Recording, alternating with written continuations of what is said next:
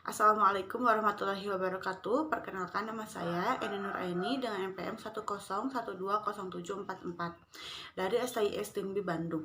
Di sini saya akan menjelaskan tentang ruang lingkup akuntansi manajemen. Pertama-tama ada pengertian akuntansi. Pengertian akuntansi manajemen menurut Carles T. Hangren ialah suatu proses identifikasi, pengukuran, akumulasi, analisa, penyiapan, penafsiran, dan komunikasi tentang informasi yang membantu masing-masing eksekutif untuk memenuhi suatu tujuan organisasi. Yang berikutnya ada informasi. Informasi terbagi menjadi dua, ada kuantitatif dan non-kuantitatif. Kuantitatif sendiri terbagi menjadi dua, ada non-akuntansi dan akuntansi. Non-akuntansi juga terbagi menjadi tiga, ada operasi, keuangan, dan manajemen. Selanjutnya ada sebagian besar informasi kuantitatif berisi informasi operasi, sedangkan informasi operasi akan menghasilkan dua jenis informasi akuntansi. Yang pertama ada informasi akuntansi keuangan, yang kedua ada informasi akuntansi manajemen. Yang sudah saya jelaskan tadi bahwa informasi terbagi menjadi dua, ada kuantitatif dan non-kuantitatif. Kuantitatif sendiri artinya adalah informasi yang berkaitan dengan fakta yang dapat dikuantitatifkan satuannya seperti isi, berat, panjang, lebar, dan jumlah. Sedangkan non-kuantitatif sendiri adalah informasi yang berkaitan dengan fakta yang ada tidak dapat dikuantitatifkan seperti percakapan, cerita-cerita dalam majalah, atau di surat kabar. Berikutnya ada perbedaan akuntansi manajemen dan akuntansi keuangan. Yang pertama, ada target penggunaan. Dalam akuntansi manajemen, target penggunaannya adalah untuk pengguna internal. Sedangkan akuntansi keuangan adalah untuk pengguna eksternal.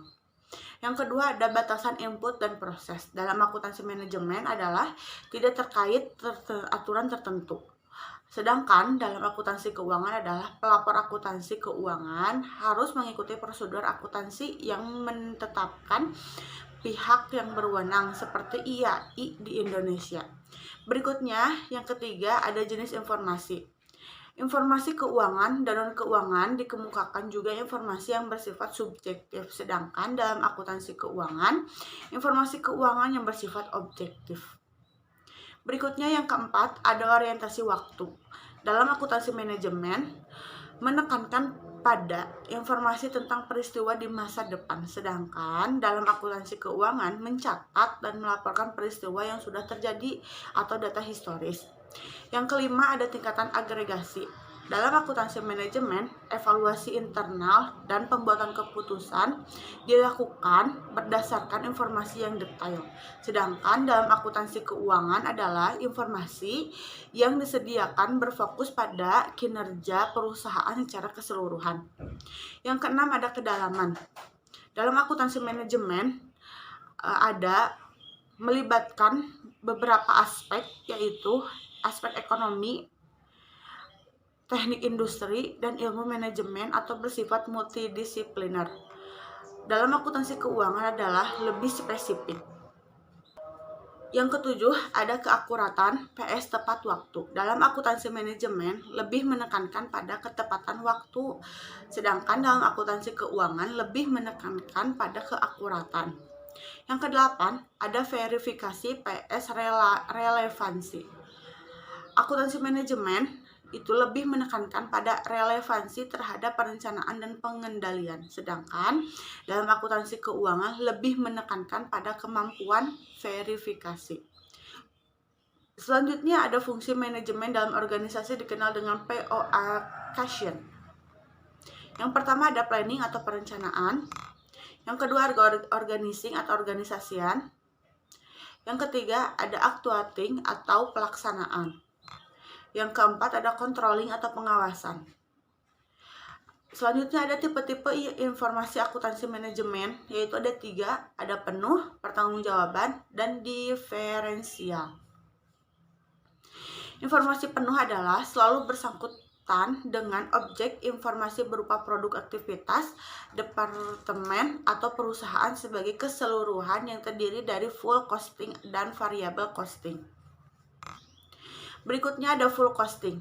Adalah metode penentuan harga pokok produksi yang membebankan seluruh biaya produksi sebagai harga pokok produksi, baik biaya produksi yang berperilaku variabel maupun tetap. Berikutnya ada variabel costing. Variabel costing sendiri artinya adalah metode penentuan harga pokok produksi yang membebankan seluruh biaya produksi yang berperilaku variabel saja. Berikutnya ada manfaat informasi akuntansi penuh. Yaitu pertama, ada untuk pengukuran kemampuan menghasilkan laba suatu perusahaan atau suatu pusat laba, biasanya dengan menggunakan ROI atau R, yang disebut R. Yang kedua ada untuk penentuan harga transfer, yaitu atas dasar biaya dan atas dasar harga pasar. Berikutnya, untuk penyusunan program seperti pelatihan karyawan, penelitian yang akan dilaksanakan oleh organisasi, dan penaksiran jumlah sumber daya yang dialokasikan. Berikutnya adalah untuk penentuan harga jual yang diatur dengan peraturan pemerintah. Berikutnya ada konsep informasi akuntansi diferensial. Adalah informasi akuntansi yang digunakan sebagai dasar perencanaan dan pengembalian keputusan pemilihan alternatif.